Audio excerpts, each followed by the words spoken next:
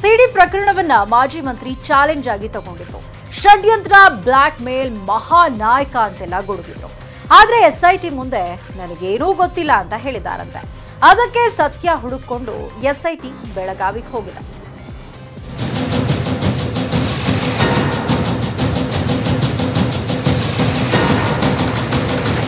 ಸಿಡಿ ಪ್ರಕರಣದಲ್ಲಿ ಸಚಿವ ಸ್ಥಾನ ಕಳ್ಕೊಂಡಿರೋ ರಮೇಶ್ ಜಾರಕಿಹೊಳಿ ಜಿದ್ದಿಗೆ ಬಿದ್ದಿದ್ರು.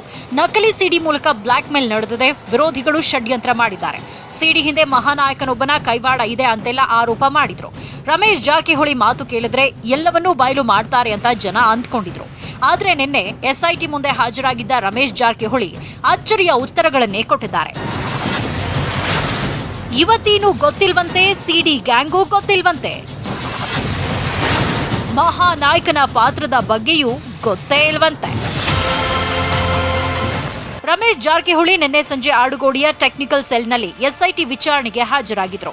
ಸಂಜೆ 5 ಗಂಟೆಯಿಂದ ರಾತ್ರಿ 8:20ರವರೆಗೆ ಡಿಸಿಪಿ ಅನುಚೇತ್ ನೇತೃತ್ವದಲ್ಲಿ ವಿಚಾರಣೆ ನಡೆಯಿತು. ಬಹುತೇಕ ಪ್ರಶ್ನೆಗಳಿಗೆ ನಂಗೇನು ಗೊತ್ತಿಲ್ಲ ಅನ್ನೋದು ರಮೇಶ್ ಜಾರಕಿಹೊಳಿ ಅವರ ಒನ್ ಲೈನ್ ಆನ್ಸರ್. ಆ ವಿಚಾರಣೆ ಹೀಗಿತ್ತು ನೋಡಿ. ವಿಡಿಯೋ ವೈರಲ್ ಮಾಡಿರೋ ಯುವತಿ ಯಾರು ಗೊತ್ತಾ? ಸಿಡಿಯಲ್ಲಿರೋ ಯುವತಿ ಗೊತ್ತಿಲ್ಲ. ಸಿಡಿ ಗ್ಯಾಂಗ್ ನಿಮ್ಮನ್ನ ಸಂಪರ್ಕ ಮಾಡಿತ್ತ? ಹಣಕ್ಕೆ ಡಿಮಾಂಡ್ ಮಾಡಿದ್ರ? ನನ್ನ ಯಾರು ಸಂಪರ್ಕ ಮಾಡಿಲ್ಲ, ನಾನು ಯಾರಿಗೂ ಹಣ ಕೊಟ್ಟಿಲ್ಲ. ಕೆಲವು ಶಂಕಿತರು ತಲೆಮರೆಸ್ಕೊಂಡಿದ್ದಾರೆ. ಅವರಲ್ಲೊಬ್ರು ನಿಮ್ಮ ಹೆಸರನ್ನು ಪ್ರಸ್ತಾಪ ಮಾಡಿದ್ದಾರೆ. ಅವ್ರು ನಿಮ್ಗೆ ಗೊತ್ತಾ? ತಲೆಮರೆಸ್ಕೊಂಡಿರೋ ವ್ಯಕ್ತಿಗಳು ಗೊತ್ತಿಲ್ಲ. ನನ್ನ ಹೆಸರು ಪ್ರಸ್ತಾಪ ಮಾಡಿದವನ ಪರಿಚಯ ಇಲ್ಲ. ಸಿಡಿ ಕೊಟ್ಟು ದೂರು ಕೊಟ್ಟ ದಿನೇಶ್ ಕಲ್ಲಹಳ್ಳಿ ನಿಮ್ಮನ್ನ ಸಂಪರ್ಕ ಮಾಡಿದ್ರ? ದಿನೇಶ್ ಕಲ್ಲಹಳ್ಳಿ ಯಾರೆಂದು ನನಗೆ ಗೊತ್ತೇ ಇಲ್ಲ. ನೀವು ಮಾಧ್ಯಮಗಳ ಮುಂದೆ ಹೇಳಿಕೆ ನೀಡುವಾಗ ಮಹಾನಾಯಕ ಅಂತ ಪ್ರಸ್ತಾಪ ಮಾಡಿದ್ದೀರಿ. ಆ ಮಹಾನಾಯಕ ಯಾರು?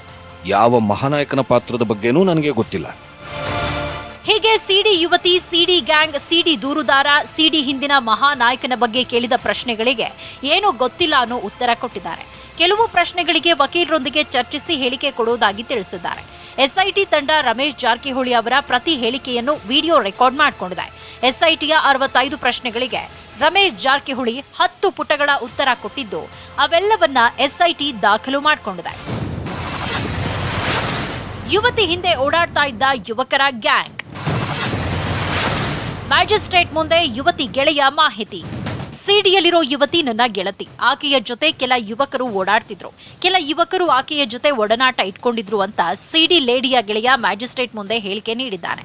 ತನಿಖೆ ವೇಳೆ ಸಿಡಿ ಗ್ಯಾಂಗು ಯುವತಿಯ ಗೆಳೆಯನಿಗೂ ಸಂಪರ್ಕ ಇರಲಿಲ್ಲ ಅನ್ನೋದು ಎಸ್ಐಟಿಗೆ ಗೊತ್ತಾಗಿದೆ. ಈ ಮಧ್ಯೆ ಸಿಡಿ ಪ್ರಕರಣದಲ್ಲಿ ದೂರು ಕೊಟ್ಟು ವಾಪಸ್ ಪಡೆದಿದ್ದ ದಿನೇಶ್ ಕಲ್ಲಹಳ್ಳಿಗೂ ನೋಟಿಸ್ ಕೊಡಲು ಎಸ್ಐಟಿ ಸಿದ್ಧತೆ ಮಾಡಿಕೊಂಡಿದೆ.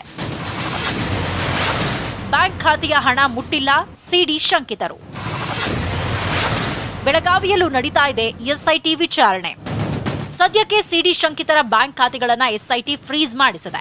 ಆದ್ರೆ ಮಾರ್ಚ್ 7ರಿಂದ ಎಸ್ಐಟಿ ಫ್ರೀಸ್ ಮಾಡೋ ತನಕ ಯುವತಿ ಸೇರಿದಂತೆ ಸಿಡಿ ಶಂಕಿತರ ಖಾತೆಯಿಂದ ಯಾವುದೇ ಮನಿ ಟ್ರಾನ್ಸಾಕ್ಷನ್ ನಡೆದಿಲ್ಲ, ಆನ್ಲೈನ್ ವಹಿವಾಟು ಮಾಡಿಲ್ಲ, ಎಟಿಎಂಗೂ ಹೋಗಿ ಹಣ ತಂದಿಲ್ಲ. ಈ ಮಧ್ಯೆ ಎಸ್ಐಟಿ ತಂಡ ಶಂಕಿತರಿಗಾಗಿ ತಲಾಶ್ ಮಾಡ್ತಾನೆ ಇದೆ.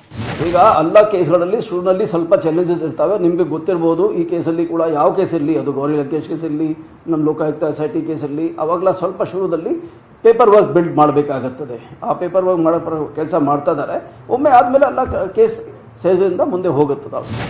ಎಸ್ಐಟಿಯ ಒಂದು ತಂಡ ಬೆಳಗಾವಿಗೂ ಹೋಗಿದೆ. ಯುವತಿ ನಾಪತ್ತೆ ಪ್ರಕರಣ ಎಸ್ಐಟಿ ವರ್ಗಾವಣೆ ಆಗಿರೋದ್ರಿಂದ ಯುವತಿಯ ತಂದೆ ತಾಯಿ ಹೇಳಿಕೆ ಪಡೆಯಲು ಎಸ್ಐಟಿ ತಂಡ ಬೆಂಗಳೂರಿನಿಂದ ಬೆಳಗಾವಿಗೆ ಹೋಗಿದ್ದು, ಯುವತಿ ಪೋಷಕರ ಹೇಳಿಕೆಗಳು ಏನು ಅನ್ನೋ ಕುತೂಹಲ ಮೂಡಿಸಿದೆ. Crime bureau, news 18 Kannada.